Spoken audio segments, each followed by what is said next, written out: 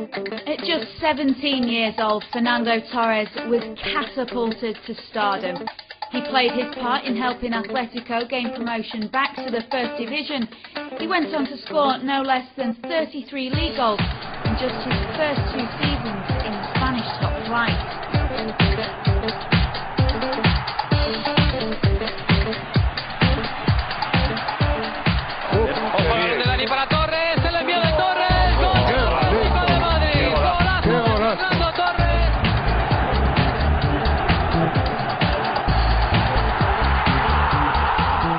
At 19, Fernando had made his full debut for the Spanish national side, and by 20, he was on his way to the European Championships.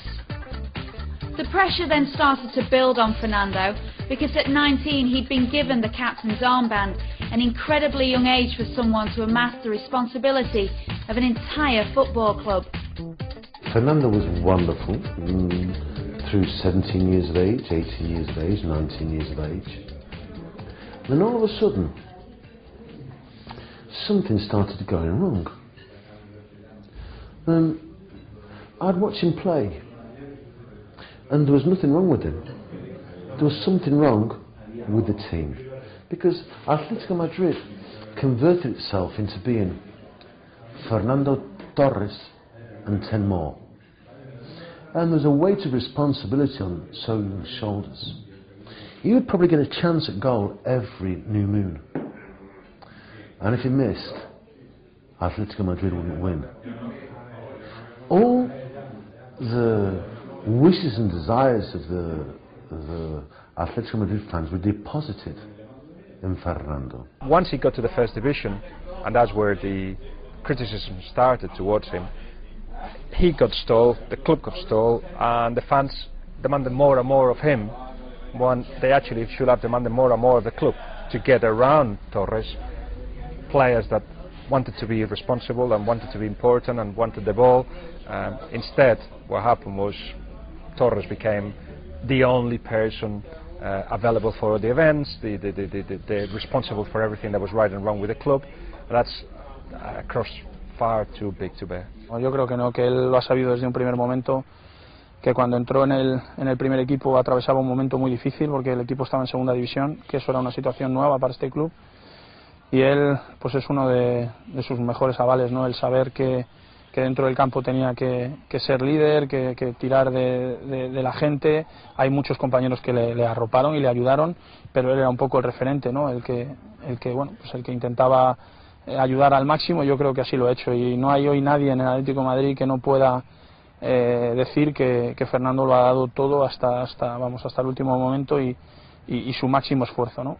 It is true that weight we're talking about, those expectations, El Niño, the kid, was going to become the best player in history, and he had, some equal records to Raúl when he was coming through the ranks, etc. Those expectations were far too high. So yeah, he got to a point where that pressure actually stopped him developing. I was too young to be the captain. I don't have in this moment experience, and I cannot do all things like Stevie or Carra now. No, he's too young. It was a big problem for my progression. If you are a normal club, you will give the skipper band to somebody who represents not just the values of the club, which he did, of course, but has got the experience to manage that kind of pressure that comes with the armband. But he was, as we said, Atletico Madrid just wanted everything went through Fernando Torres. All the football went through Fernando Torres. All the demands from sponsors and fans, it was all down to Fernando Torres. And the fact that they gave him the armband so earlier on, it was not going to help nobody's cause, really. Despite the pressure, Fernando continued to shine and notched up a remarkable number of goals for both club and country. He was the highest scoring Spanish player in La Liga in the 03-04 and 04-05 seasons, with 16 and 19 goals respectively.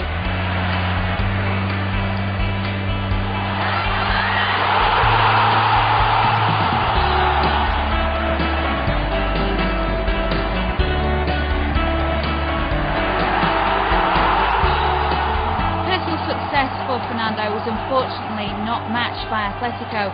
Whilst he was freely scoring in La Liga and on the international stage, it became clear that perhaps it was time for El Niño to seek pastures new.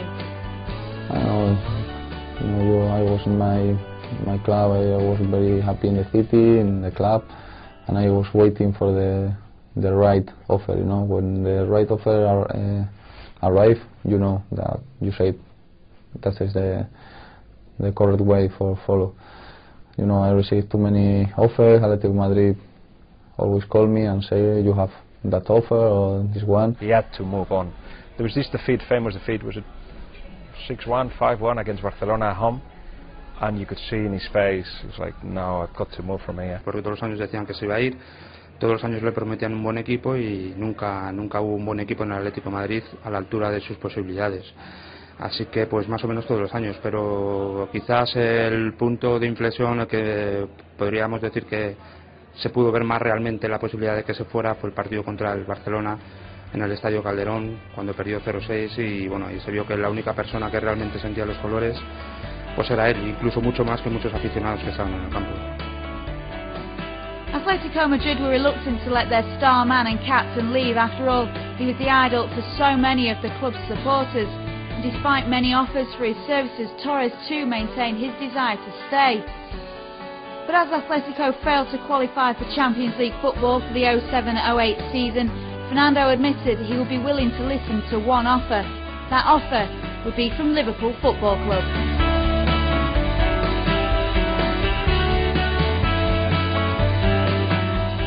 Once he found out that there was interest from Liverpool, he had it very, very clear in his mind that that's exactly where he wanted to go. Rafa called me.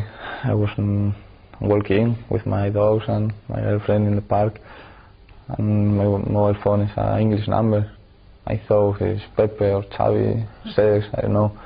Normally I spoke with them, and when in the other part of the phone was Rafa and tell me he want that I play for Liverpool because a lot of things, and it's very important for me that the manager call me and tell me I could be an important game, an important player, and one of the best team in Europe, and it's a very big opportunity for me.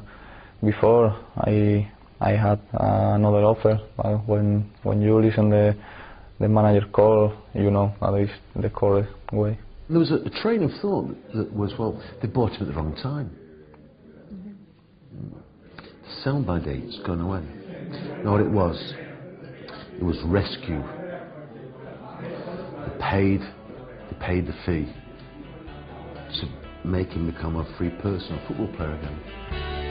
Fernando had been courted by a number of big clubs around the continent, but something stuck with El Niño. Something made him sit up and take notice of the unique offer the Reds had put on the table.